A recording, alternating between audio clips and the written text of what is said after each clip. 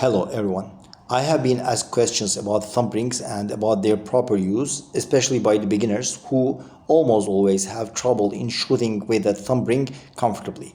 They usually have discomfort, if not pain, on their thumb, and it's usually because of some technical flaws. And in this video, in this short video, you're going to find some explanations with which I hope will help you correct these flaws and get most out of your shooting.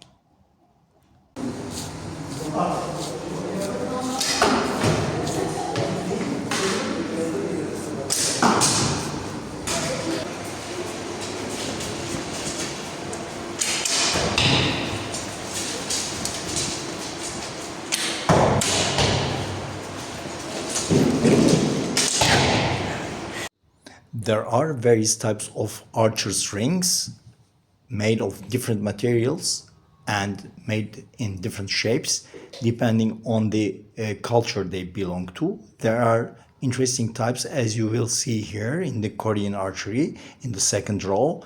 There are phallic thumb rings that are also called male rings, and in the front row you see thumb rings made of different materials, from leather to horn, from metal to acrylic or plexiglass.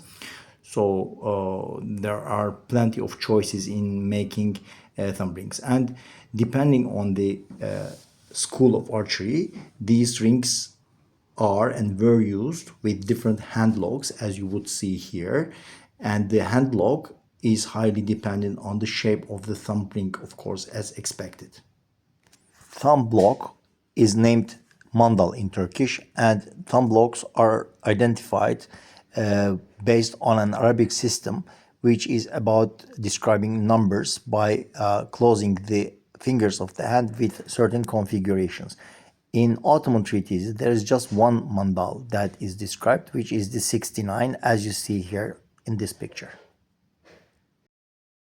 I am a strong believer of rigid thumb rings.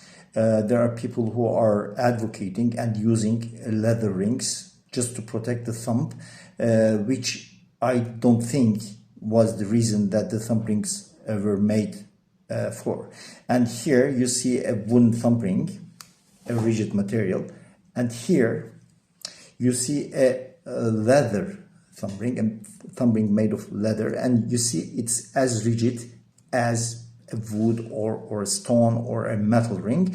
So hardening the leather was a very old technology, and what Taiboga referred to may be such a ring, because there are advantages of using a rigid thumb ring. The ballistics of the arrow changes, the initial velocity of the arrow changes. I showed that several times and even published that using a rigid thumb ring increases the initial velocity of the arrow for 6.4%, and compared to shooting bare thumbed or by using a soft leather ring just to protect the thumb.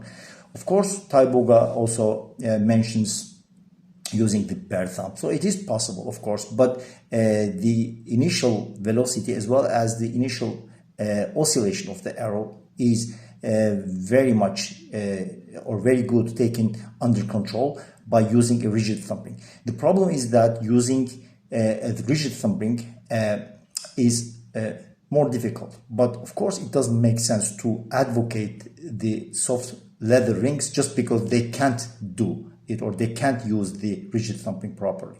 There was a purpose or a reason for the ancient warrior to make and use thumb rings made of rigid materials. One of the common problems in using rigid thumb rings is having pain on thumb, and it is mainly because of a thumb ring that doesn't fit in size or because of the bad technique. First of all, the thumb ring should fit your thumb. It mustn't be too loose, but it mustn't be too tight, and this is a good indicator how a good ring fits the thumb. So it moves when I straighten my thumb, and when I bend my thumb a bit, because of the minor muscles on the thumb, it is locked here on place. And the second problem is that the thumb mustn't be bent too much. If you bend it too much, to 90 degrees or beyond it, then you will have a swollen and painful thumb. So the angle here should be a wider angle like that. So the only restriction is you have to avoid exposing the tip of your thumb from here, as was mentioned very clearly in old Ottoman treatises. So if you do this in order to keep a wide angle here on your thumb, this is a mistake. It was mentioned as a mistake. So here the angle should be adjusted so that there's no exposition of the tip of the thumb, and here 1/3 of the nail would be visible, or none of the nail is visible, but still there's no exposition of the tip of the thumb.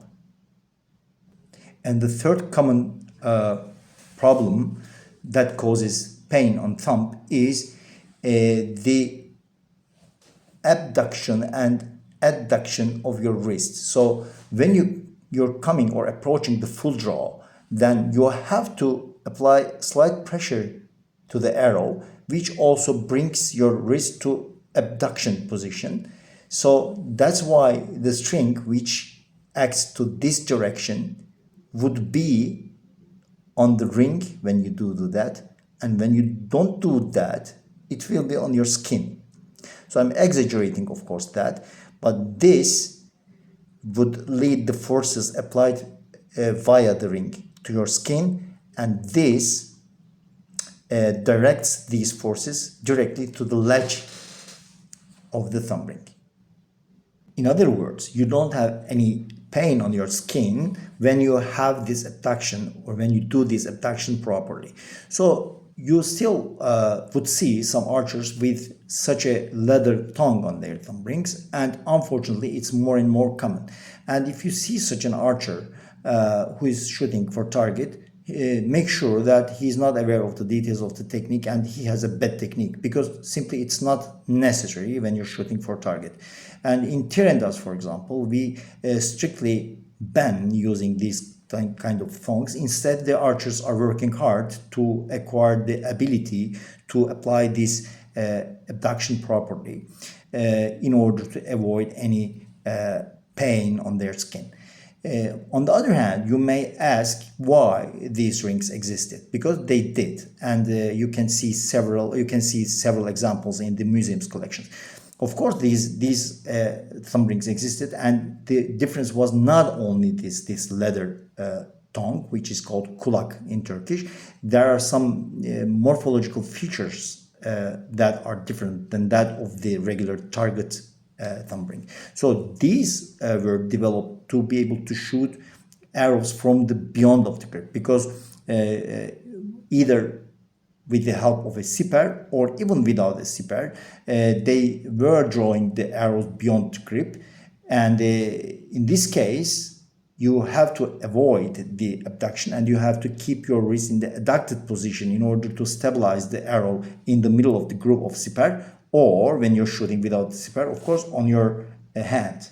That's why these rings existed, and they have a wider ledge, and the angle between the thumb pad and the ring is different too.